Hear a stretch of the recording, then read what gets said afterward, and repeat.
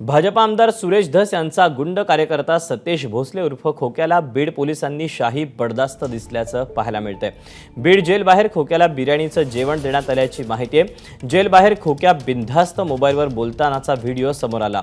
हा कालचा व्हिडिओ असल्याची माहिती समजते। तसंच कोणत्याही परवानगीशिवाय खोक्याची परिवारासह भेटही झाली। तसंच खोक्यासह आमदार धस यांचा आणखी एक कार्यकर्ता बिनधास्त वावरताना दिसतोय।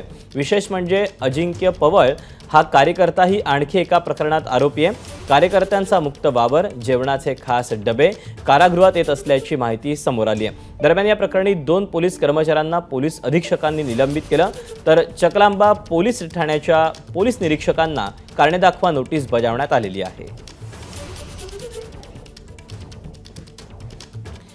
दरम्यान यावर आमदार अमोल मिटकर यांनी काय प्रतिक्रिया दिली आपण पाहूया।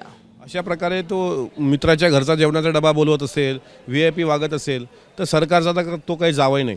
त्याच्यामुळे त्याच्यावर त्याला जे काही प्रोटेक्ट करणारे पोलीस आहेत त्याच्यावर निलंबनाची कारवाई झाली, पण यातली सत्यता पडताळून त्याच्यावर म्हणजे कैदी म्हणून त्याच्यावरही अन्याय होऊ नये, कैदी म्हणून त्याचे अधिकार त्याला भेटावे, पण त्याला VIP ट्रीटमेंट पण भेटू नये। कारण VIP ट्रीटमेंट जर त्याला दिली तर प्रतिमा सरकारची मलिन होते।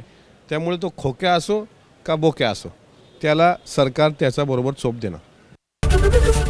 ABP माझा, उघडा डोळे बघा नीट।